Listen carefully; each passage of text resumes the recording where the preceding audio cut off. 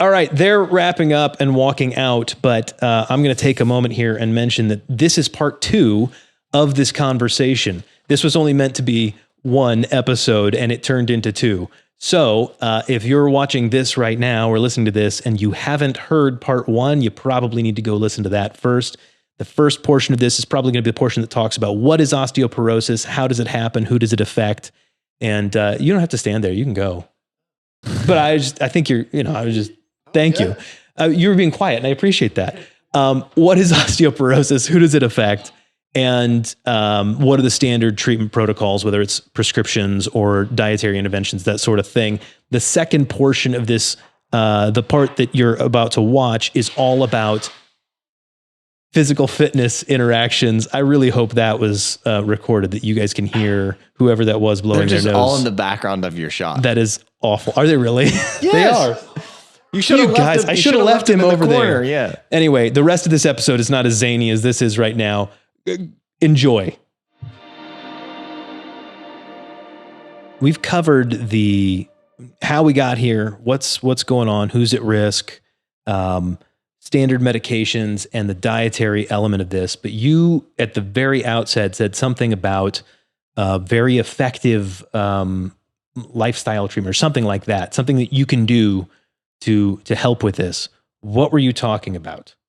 So exercise is going to be an incredibly important. Of course, there it is. There it is. Knew it had to happen sometime. Okay, That's exercise. Right. Definitely. Now, what we'll get to is that the form of exercise, some are better, some are better than others as far as, improving bone health. We'll just call it bone health, I think, in this case. Some are better than others, ultimately. But it plays a very important role as far as prevention goes. If you're looking at it from that perspective, it plays a very important role. Again, as if your child is just growing and developing, it's you can think of it as building a reservoir, or building a fundamental base of bone health that invariably decreases over time, especially as you get into some of the later decades, as we discussed. Right. And then it also plays a very important role from a treatment perspective. And so once osteopenia or osteoporosis is established, it is still something that coincides with all of the other treatment recommendations or dietary interventions or supplement recommendations that we talked about. Okay. All right. That makes sense. All right. So what exercise? Tell me what it is. Am I running? Am I jumping? Am I climbing trees? What am I doing? So as always, no matter what you're doing is going to be better than the baseline of 0. Okay. So, starting to walk or to jog or whatever isometric exercises, some sort of holds or, wall sits, anything like that is going to, have benefit. Now, a couple of the studies that we will reference have looked more specifically at higher intensity resistance training, meaning higher loads, or higher percentages of 1 rep max, which, to many of our listeners might be a bit scary, or to many of those that just may have a preconceived issue with lifting heavy, long-term issues, injuries, can't have all this weight on my back, or shouldn't be picking up all this weight. It's dangerous. Right. So it looks at that. And then it also looks at impact training. So you can think of impact training as almost like plyometrics or low level skipping or jumping or actually punching. There are boxing classes, cardio classes that incorporate, hitting of a heavy bag. And so there's some studies that even looked at that stuff that's more, as the name states, higher impact, more, one of the studies looked at hanging and then letting go of a pull-up bar and actually impacting the ground. So there's an impact of some sort, not necessarily exactly. conflict. And you can you could theoretically look at running. You might even be able to lump some low-level running or sprinting into that category. But again, the interventions that we'll talk about had more of a specific like plyometric component, which not to ramble on, it's that's another form of training, another form of exercise that's often feels inaccessible to people, especially those that have been told that their bones are frail. Their risk of fracture is this high. Yeah. So telling somebody to focus on jumping or landing or low level hopping, it's not a real comfort. It's not a comforting thing to hear heavy lifting and impact training. Yeah. Especially. But if I understand what you're saying, that because that sounds particularly risky because of the physical shortcoming in the bone structure, that is exactly the right prescription for reversing that issue. Right.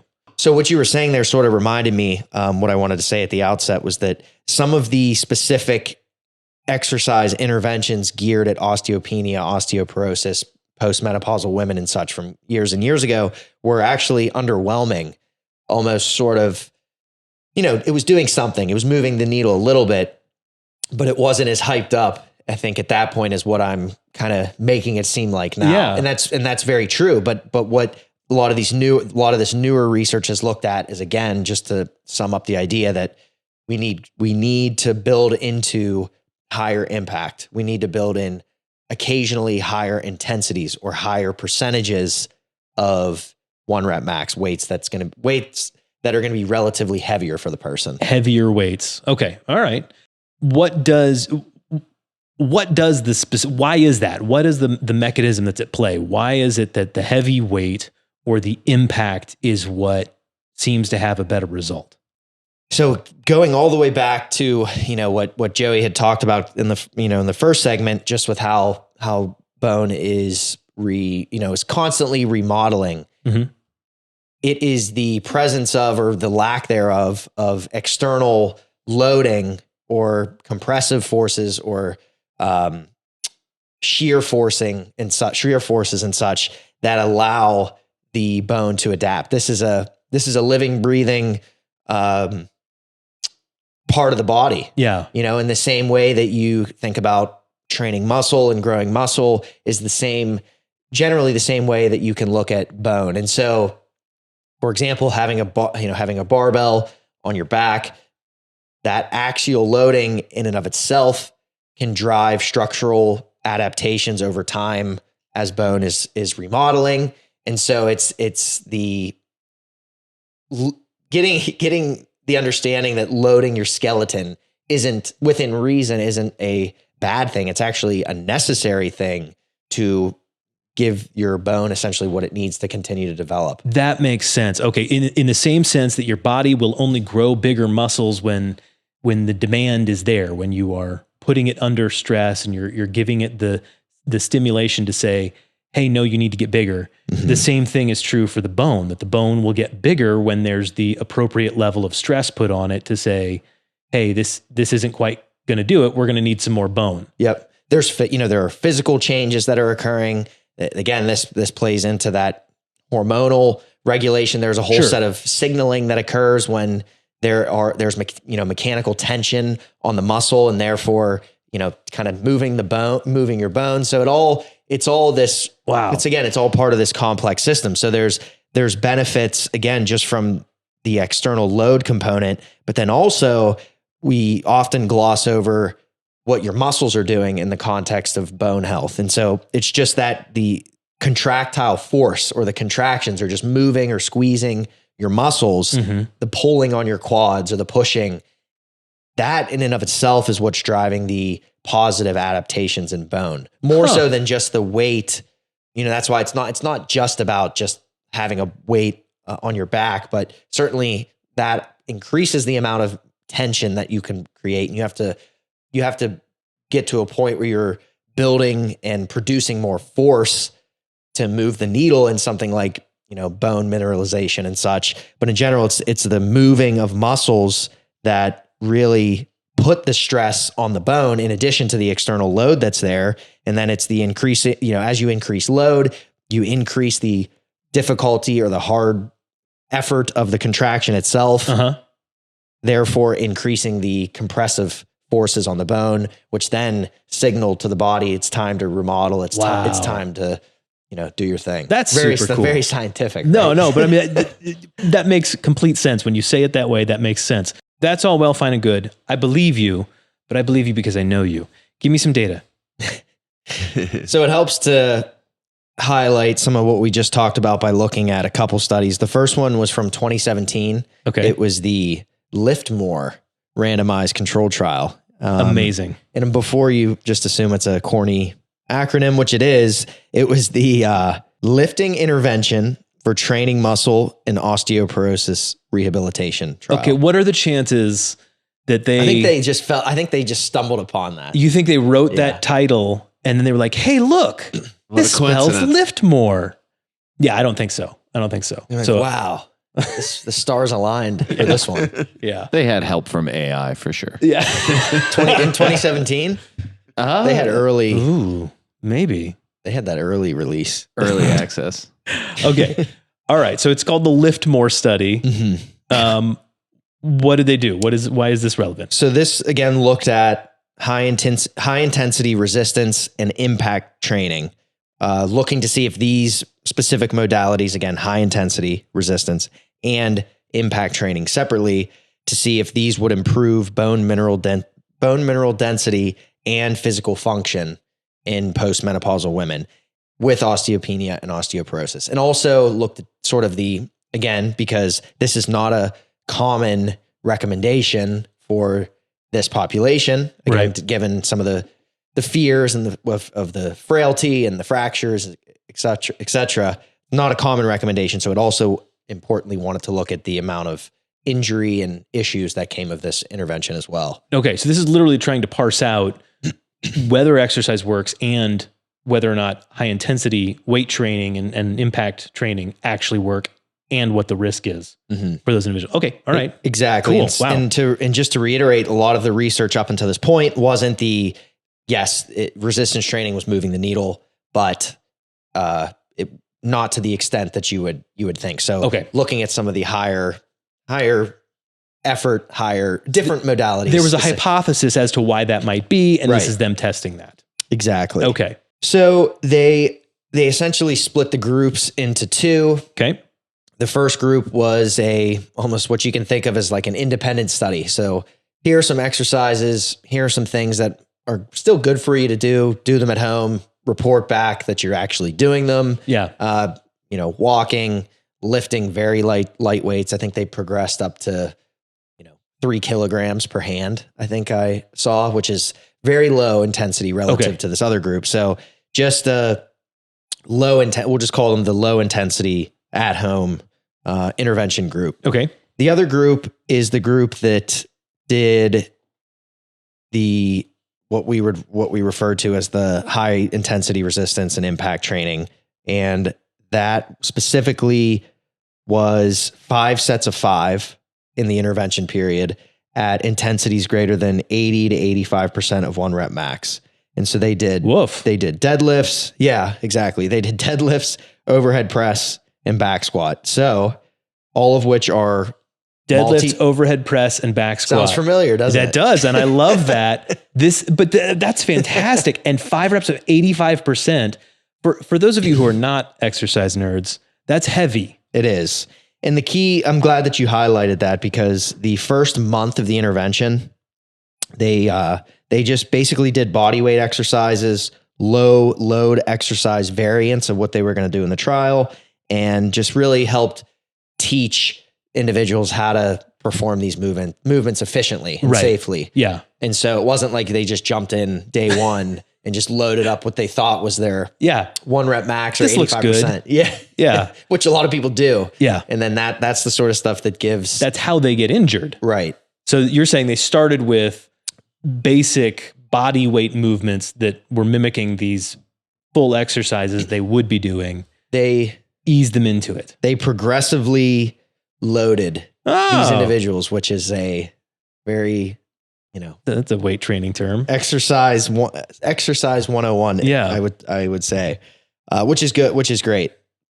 They also, they warmed up with 50 to 70% of 1RM, which is another really nice way to help teach different aspects of exercise. So this sounded like it was a really eloquently designed thing, all the way down to the exercise intervention. Now, let's talk about the impact loading that we've alluded to. Again, this is like the plyometric jumping sort of stuff. In this study, what they did is, I'll just sort of read how they framed it. Impact loading was applied via jumping chin-ups with drop landings. Participants were instructed to grasp an overhead bar with their shoulders and elbows flexed at 90 degrees and their hands shoulder width apart with an underhand grip. The participant then jumped as high as possible while simultaneously pulling themselves as high as possible with their arms. At the peak of the jump, the participant dropped to the floor, focusing on landing as heavily as comfortably possible. Each exercise session was performed in small groups with a maximum of 8 participants per instructor who was an exercise scientist and physiotherapist. So, I mean, that's also, when you think about this population, postmenopausal women with osteopenia and osteoporosis, pretty scary stuff by conventional thought. Yeah, absolutely. So, but they're doing this all supervised. Okay. How long did they go through these interventions? So this was an 8-month intervention. Nice, good long study. Which is also great. And also just speaks to, what you actually need as far as a time domain to see what changes are happening at the level of the bone. Right. So they might have, got a little bit stronger. They might have put on a little more muscle in 12 weeks or 16 weeks. But in order to see these meaningful changes in DEXA, let's say, you need, speaking to the remodeling and modeling process of bone, you need something like 8 months or more. Makes sense. Let's just cut to the chase. Yeah. What's the result? I just like to talk about the specific, because again, it's not what they did from a programming standpoint sounds very similar to what we're doing, what we're working on. And, it always helps to reiterate some of that stuff. Not Absolutely. that we would just give somebody 85% of their 1 rep max, which for most people, it doesn't mean anything. Right. Or to me, for any of us, for that matter, for a given exercise.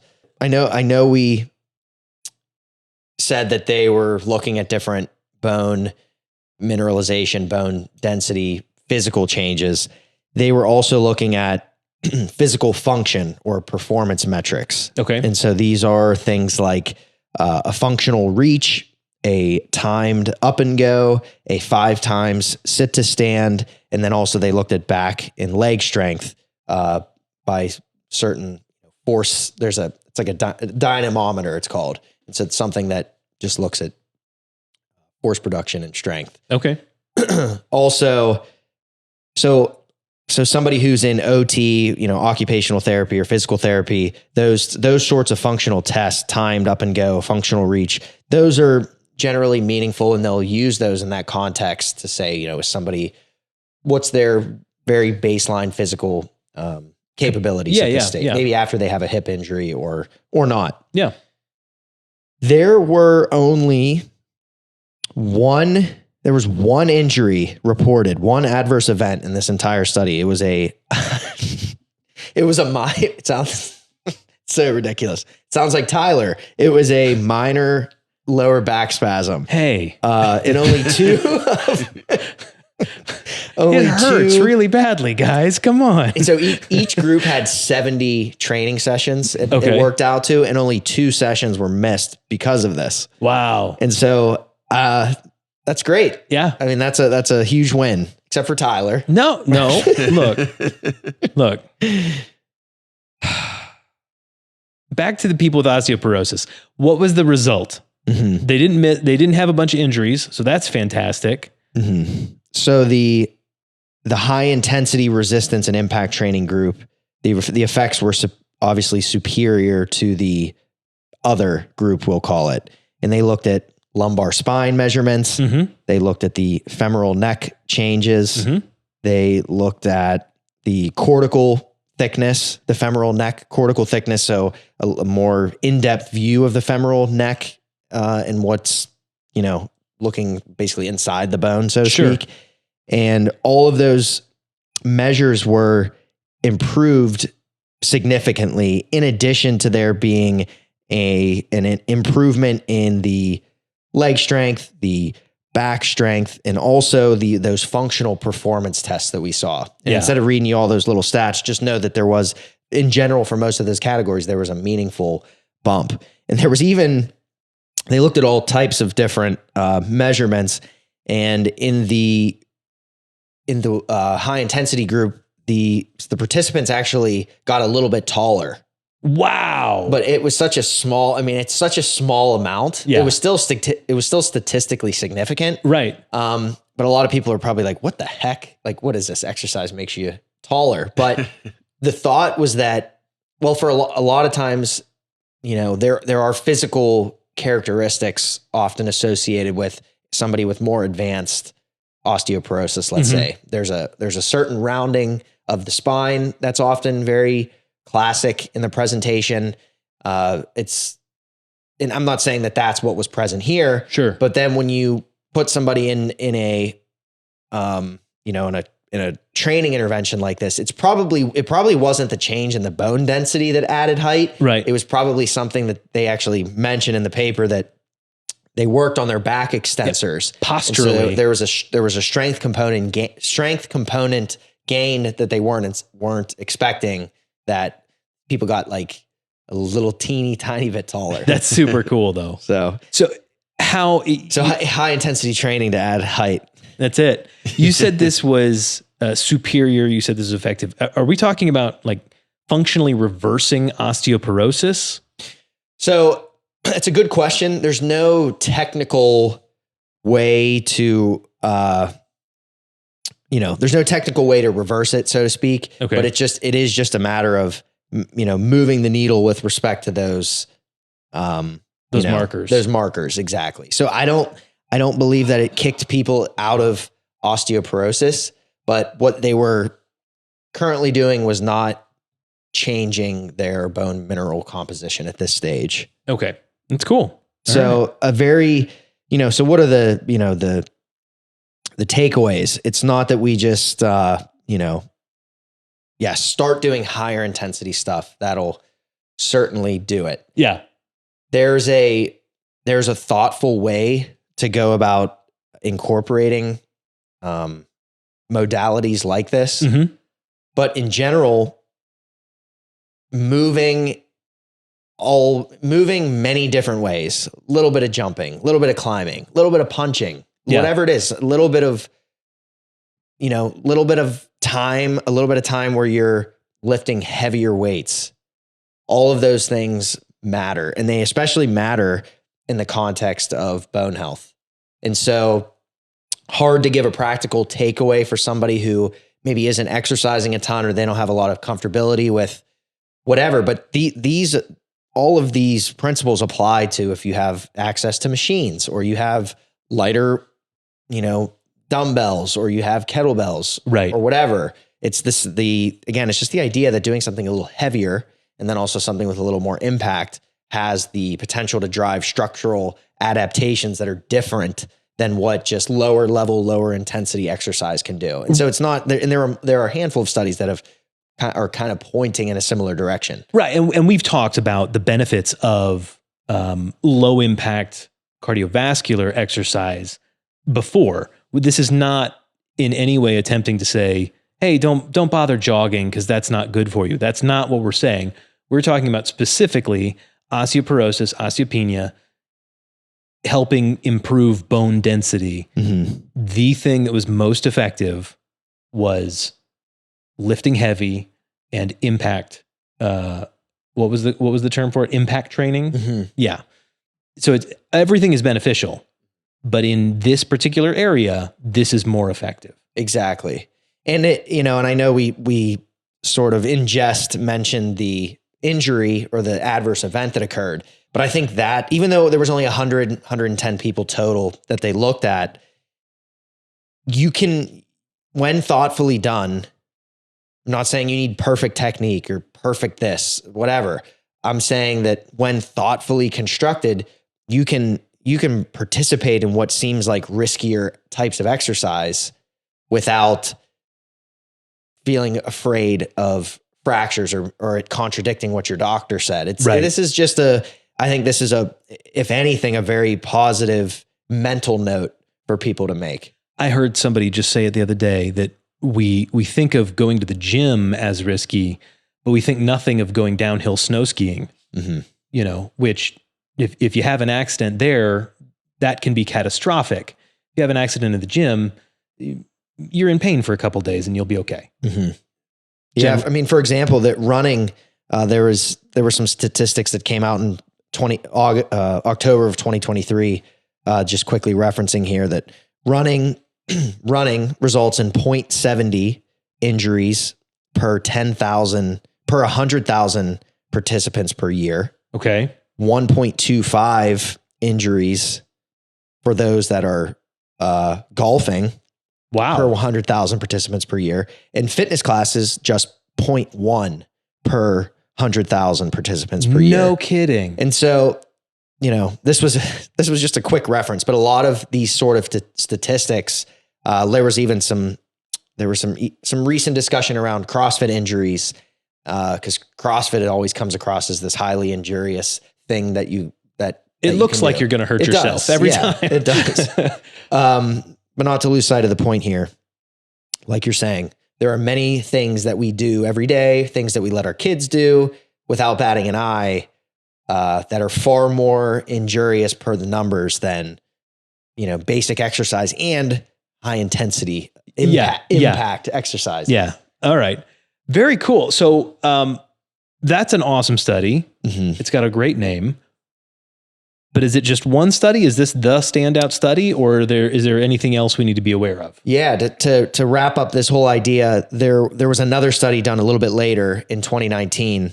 Okay. This one looked at a very similar, very similar regimen of exercise, except they looked at younger women who were actually in their 20-ish range and had markers of low bone density. Oh, wow. And so okay. we're not talking about we're talking about basically a totally different population here. Yeah. They're not in your classic high risk for fracture population. Right. But, you know, as evidenced by DEXA in their scans, they had low bone density, basically. Got it.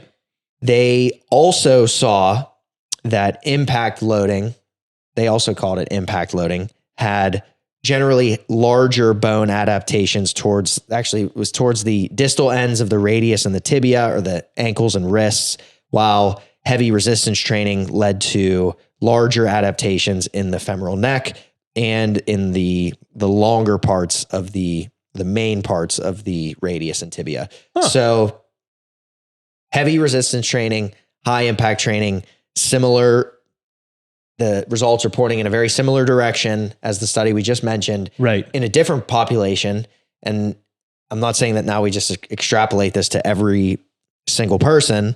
But again, there's something happening here with the specific type of exercise that needs to be done, you know, when you're talking about bone development. Right. Absolutely. So is this more effective than medication? Is this better than supplementing with vitamin D and calcium? Is this like, we can just forget that other conversation? This goes just, the best way I can answer that is just that it goes hand in hand with those interventions. Because there are many people that might make some of these changes that there's too great of a risk to not use a bisphosphonate or use one of these other effective agents. Mm-hmm. And so as far as a head-to-head comparison, I'm not aware that exists, but this is why draw the distinction if we don't have to? I think this is just a fundamental part of prevention and treatment. It's not a competition. Right. And just the idea of, you know, this fits right along with the health promoting behaviors that we talk about. Makes sense. Okay. Very cool. All right. So both of those studies looked at the high impact, lifting heavy, that sort of thing. What sort of routines are we talking about? Is this, not all exercises are created equal, right? Mm-hmm. Just running isn't going to have the same results for osteoporosis, osteopenia. What are we talking about? If we put legs on this, how can we help someone who doesn't know what they're doing? We just tell them learn how to deadlift and call it a day? I mean, for some maybe, but Yeah. no. when you have a DEXA scan done, Yeah. it's looking at very specific areas in the body. It's looking at the lumbar spine. It's looking at the femoral neck and the hip. And then when you talk about something like a deadlift or a squat, things that have direct effects on those areas of bone. So the takeaway as far as exercise selection is to move towards, whether right now you're just, focusing on very basic movement and you are walking and, sit to stand type movement, you have to know where you're going. And that is towards these multi-joint compound type exercises that you're able to use more load and you're able to drive the adaptations that we discussed. And so it is hard, on a just a blanket recommendation. Is it 3 sets of 10? Is it 3 sets of 5? Is it 10 sets of 5? That can look a million different ways. And there's still an art to that. But in general, what's recommended with the physical activity guidelines with respect to the amount of resistance training you should be doing is a safe estimate. And then you can start to fit some of these exercises within that now that you understand that there's an even greater benefit to skeletal health with these movements. So theoretically, a lot of these studies use they use 2 to 3 times a week. And they incorporated all of the exercises that we discussed. There was some jumping, some hanging, some punching, some deadlifting.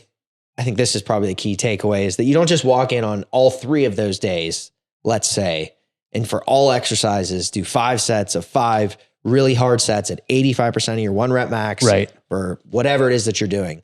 The key is for the first few weeks, first couple weeks, for the first 2 months, it just depends. You start much lower than that. You start at a point where it doesn't really feel like it's that taxing. Right. And as you start to get more comfortable with whatever that movement is, then yes, you move into something that puts you a little closer to failure, let's say, on a given exercise. But the key point is maybe on Monday, you can focus on, once you're past this initial 2 months, 6 months, 3 month introduction phase, right? You could theoretically say on Monday, I want to start with what feels a little bit heavier on something for my legs. And then I'm going to just do other rep ranges, higher rep ranges. You need to expose yourself to a broad range of reps and types of exercises. But on that first day, it's going to be maybe a little bit heavier on the lower legs. Right. Via a leg press, via leg extension, via squat. And then on the second day, you say the same thing for something that you want to improve from an upper body standpoint. So maybe you say, I like the overhead press. This is what they talked about in this study. Let's just do the overhead press. Right. You can do it seated. You can do it standing. And that's maybe just the day that you focus on one heavier exercise. And then you do the same thing on the third day for, you either can go back to legs or you can focus on some sort of deadlift movement, something where you're loading the hinging pattern a little more heavier, a little heavier, whether you're lifting the weight off of an elevated surface, thereby decreasing the range of motion. Just something, again, you're just giving each movement pattern a little more or a little less emphasis on a given day, instead of just all heavy on this day, all heavy on this day. Right. And then all my, heavy stuff. And then also you can sprinkle in, even in warm-ups or wherever you won't skip it, some of these types of almost plyometric type movements. And maybe you wait on that. Maybe you watch a few more videos, or you start with a more fundamental, base of lifting, resistance training, a little more low intensity cardio, because even though that's not going to do a ton theoretically for bone density, you're doing it for the 100 other reasons that we talked about. Still fits as a part of this. Absolutely. As a part of this plan. But then as you progress, you can mix in some of these low level jumps, low level skips, low level landing. Things that look a lot like where issues occur in everyday life with falls and fractures. it would be really cool if someone were to put some of this together in some sort of, I don't know, foundational fitness. That's even plan. a great name. I like that. It's a great name. Foundation. I'll come up with an acronym for it later. Why am I saying this, Dante? Yeah, I think we're right on the cusp of having, we talk a lot about exercise recommendations. We just danced around what felt thorough, but for a lot of people still a nebulous approach to exercise. It's hard to just take these things that you're hearing and listening to on a podcast or in an article and putting those into practice on a daily basis. Yeah. As you get eventually you want to get to the point where you can do that yourself. You don't need an exercise science degree, but you can equip yourself with enough knowledge and enough of the things that you like doing and the things that you adhere to that you can make your own little, weekly plan. Yeah. But in general, what we're talking about is that there are people that have no idea where to start. And there are a lot of people that want to focus on aspects of health like this: bone health, musculoskeletal health, osteoarthritis, osteoporosis.